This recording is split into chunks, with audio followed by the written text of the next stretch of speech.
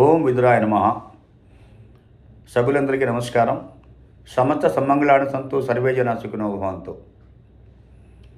నేను మరొకసారి మరో వీడియోలో నేను ప్రత్యక్షంగా చెప్పటం లేదు. నాకు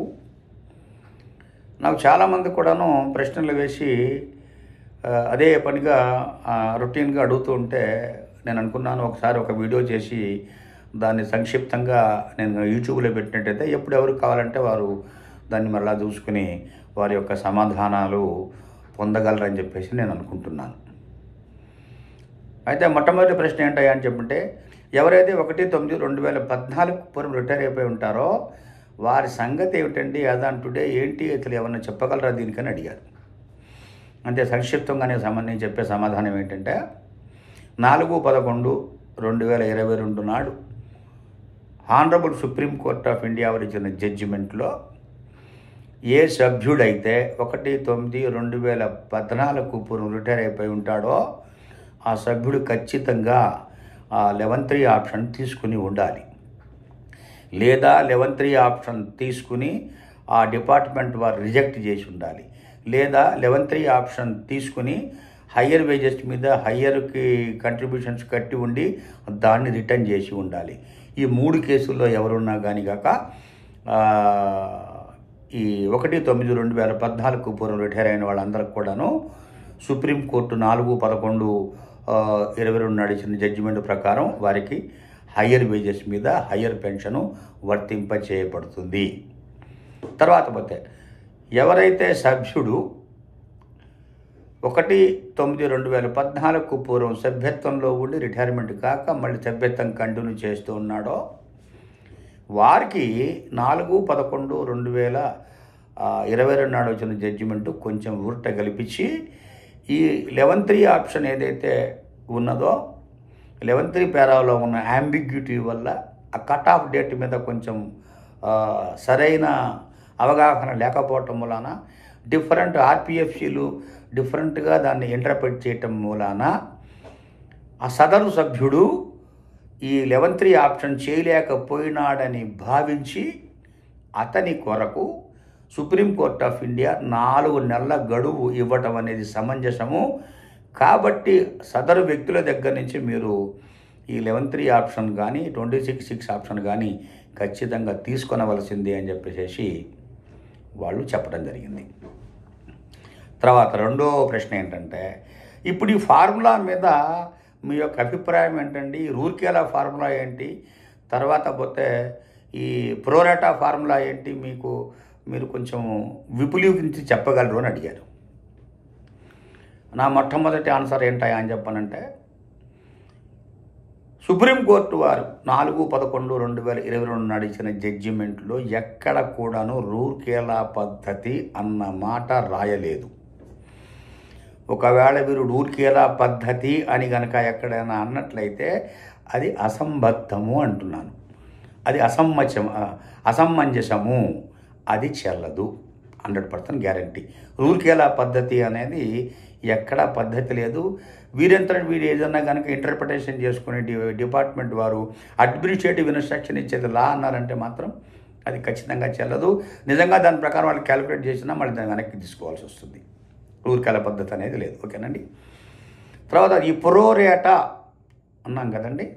ఈ ప్రోరేటా అన్న సంగతి ఎప్పుడు వర్తిస్తుందంటే, ఎవరైనా సభ్యుడు 1/9/2014 పూర్వం 6,500 మీద కట్టి ఉండి దాని తర్వాత 1/9/2014 తర్వాత 15,000 మీదే కట్టి ఉన్నట్లయితే వారి రిటైర్మెంట్ టైంలో పెన్షన్ క్యాలిక్యులేట్ చేసేటప్పుడు ఈ రెండింటి యొక్క యావరేజ్ని తీసుకొని వాళ్ళకి పేమెంట్ చేయటం జరుగుతుంది. వాళ్ళ విషయంలో కూడాను ఫార్ములా ఏంటంటే pensionable salary into pensionable service divide by 70 వేసి 20 సంవత్సరాలకు కనుక ఎక్కువ సర్వీస్ ఉన్నట్టయితే 2 సంవత్సరాలు వాళ్ళకి అదనంగా ఇచ్చి పెన్షన్ క్యాలిక్యులేట్ చేసి వదిలేస్తారు.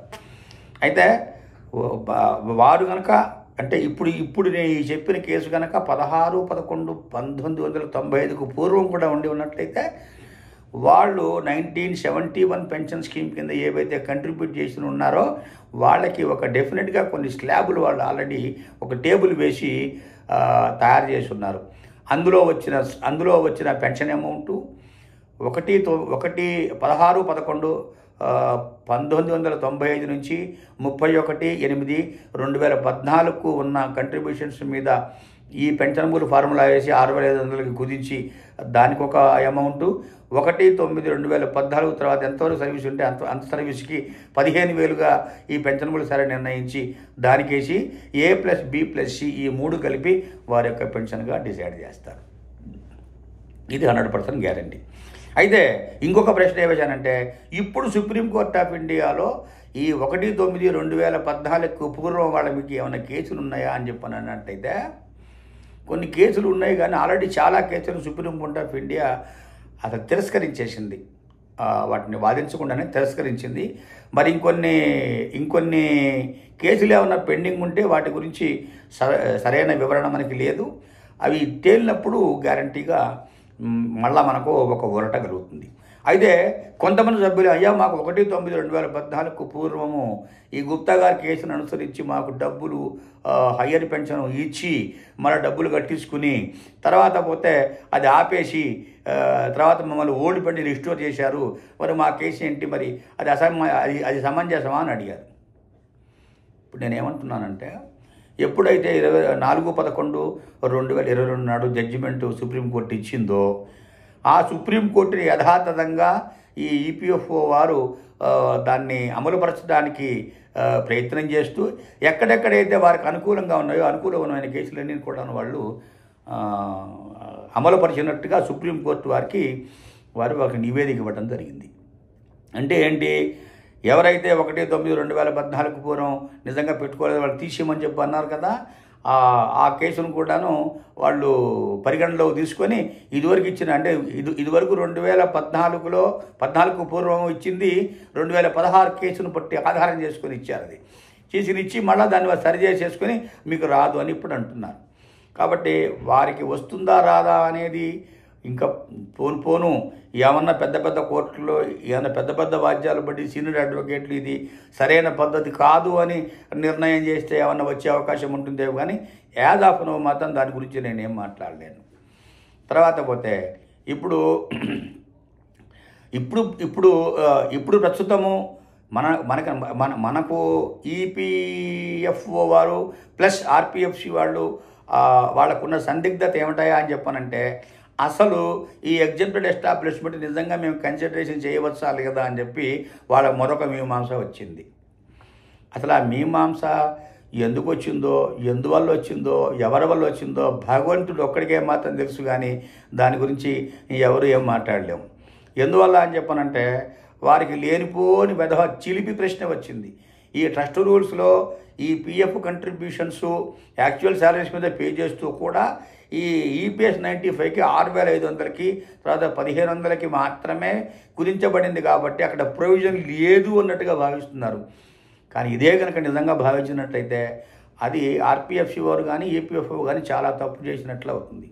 ఎందువల్ల అని చెప్పనంటే, సుప్రీంకోర్టు వారు ఒకటే బ్లాంకెట్ జడ్జిమెంట్ ఇచ్చారు.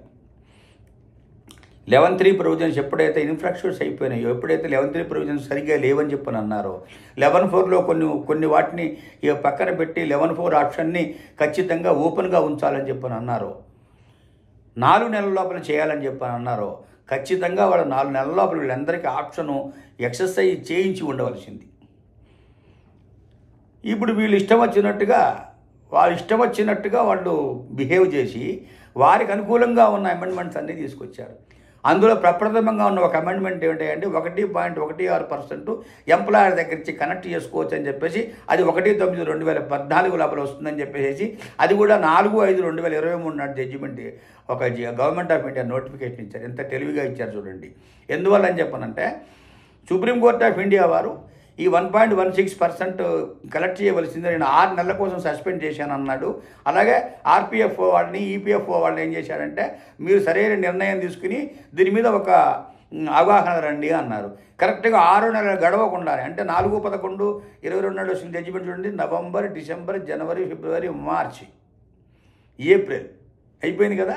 అయిపోయిన తర్వాత కరెక్ట్గా 4/5/2023 నాడు ఒక government of India gazette notification ఇచ్చి, అందులో ఇంక్లూడింగ్ ఎంప్లాయర్ దగ్గర నుంచి కలెక్ట్ చేసుకో అన్న మాట ఒకటి రాశాడు. కాబట్టి దాన్ని ఆధారం చేసుకుని ఇప్పుడు సుప్రీంకోర్టు ఆఫ్ ఇండియా జడ్జిమెంట్ని అందరికీ సమంగా వర్తించేట్టు చేస్తున్నారా అని అంటే అది కూడా ప్రశ్నార్థకమే.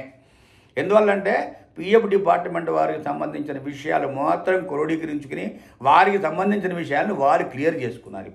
ఇప్పుడు లేనిపోనివి తీసుకొచ్చి ఇది జాప్యం చేయడానికి చేస్తున్నారా, నిజంగా ఏదైనా టెక్నికల్ పాయింట్ పెట్టి వీళ్ళకి లేకుండా చేద్దాం అనుకుంటున్నారా అనేది ప్రశ్నార్థకమే.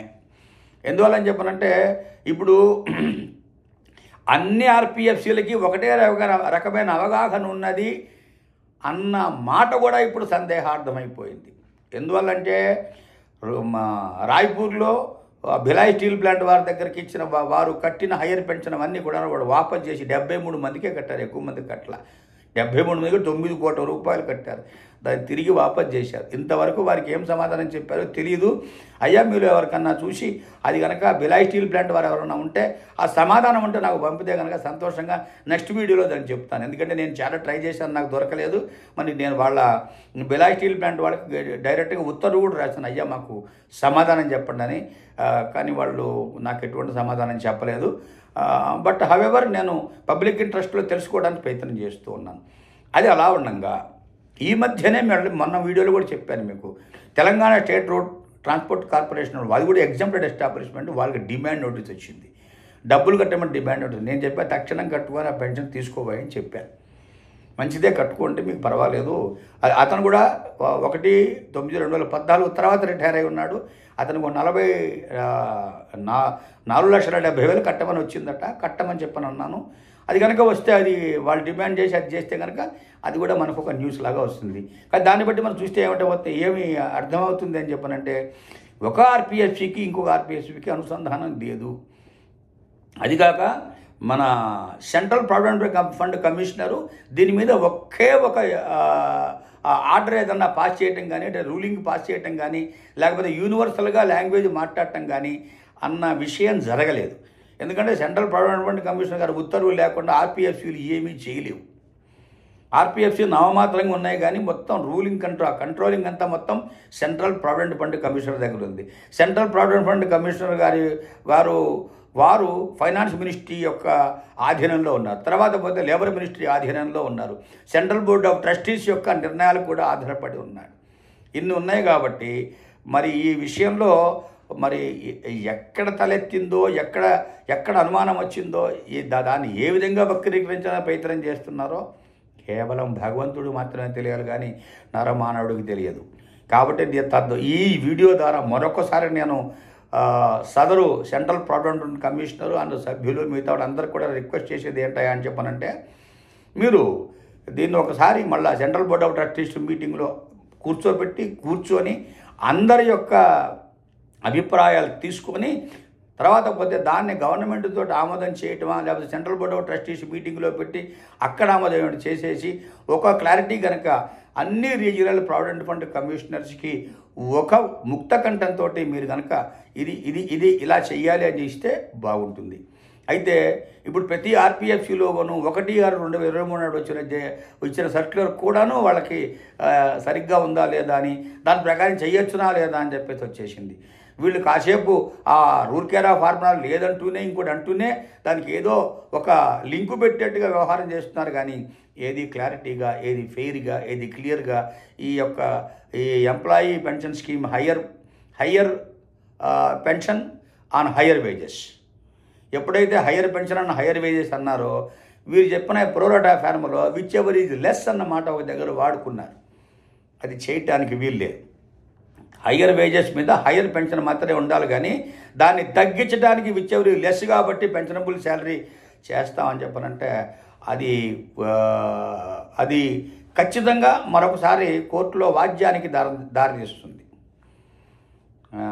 ఎందుకంటే 1/9/2014 లోపల 12 నెలల శాలరీ మాత్రమే తీసుకో, ఆ తర్వాత రిటైర్ అయితే 60 నెలలు మాత్రమే తీసుకో. దానిలో 60 నెలలు యావరేజ్ వస్తే యావరేజే వేయండి. అప్పటికి యావరేజ్ వేసేప్పటికి లెస్సే అయింది కదా. అది ఇంకా దాంట్లో కూడా నువ్వు లెస్ చేస్తాను మాట్లాడితే, అంటే అక్కడ యావరేజ్ తీసుకుని అక్కడ యావరేజ్ ఎక్కువ ఉంటే అది, ఇక్కడ యావరేజ్ ఎక్కువ ఉంటే ఇది అన్న మాట కాకుండా ఇప్పుడు ఏం చెప్తున్నావు, 60 నెలల యావరేజ్లో ఒక ఫిగర్ చూసి, 12 నెలల యావరేజ్లో ఒక ఫిగర్ చూసి ఇది ఇది ఎక్కువ ఉందా, ఇది ఎక్కువ ఉందా, ఏది తక్కువ ఉంటే అది తీసుకుని పెన్షనబుల్ శాలరీగా చేస్తారని చాలా అసమంజసమైన విషయం.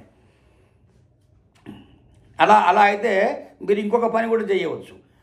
1/9/2014 నుంచి వారు రిటైర్ అయ్యే వరకు ఉన్న కంట్రిబ్యూషన్స్ ఏదైతే ఈ బేసిక్ డిఏ ఉందో మొత్తం యావరేజ్ చేసేసేసి ఏది లెస్ అయితే ఏది తక్కువ ఉంటే దాని మీద కంట్రిబ్యూషన్ కలెక్ట్ చేయండి, అప్పుడు మేము ఒప్పుకుంటాం. తర్వాత పోతే అట్లాగే 1/9/2014 రిటైర్ అవుతున్నారు కదా, అదంతా బేసిక్ యావరేజ్ చేసేసి దాని మీద నేను కట్టించుకుంటాను, దాన్ని నేను పెన్షనబుల్ శాలరీ అంటాను. That is okay, no problem. మీరు కట్టించుకునేటప్పుడేమో మ్యాక్సిమం టు మ్యాక్సిమం అనేది మొత్తం కంప్లీట్గా విత్ యువర్ ఇంట్రెస్ట్తో పాటు కట్టించుకుంటున్నారు.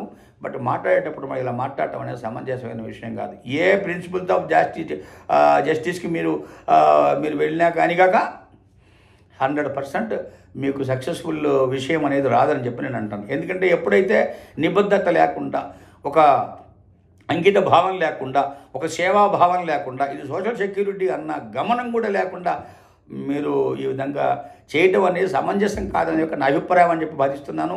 మీకు ఏమన్నా కొంచెం నొచ్చుకున్నట్టయితే నేనేం చేయలేను, నన్ను క్షమించమని అడుగుతాను. కాబట్టి దయచేసి సదరు అధికారులు ఎవరైతే ఉన్నారో ఈ యొక్క సమస్యకి సత్వర పరిష్కారం చేసేసి అందరికీ ఊరట కలిగించవలసిందని చెప్పేసి ప్రార్థన చేస్తూ ఈ వీడియో ముగిస్తున్నాను. మరోసారి మంచి వీడియోలో నాకు మంచి ఇన్ఫర్మేషన్ వచ్చినప్పుడు అథెంటిక్గా నేను చేయడానికి ప్రవర్తిస్తాను. అందరికీ నమస్కారం. సమస్త సమ్మంగళాన్ని సంతు, సర్వే జనా సుఖినో భవంతు.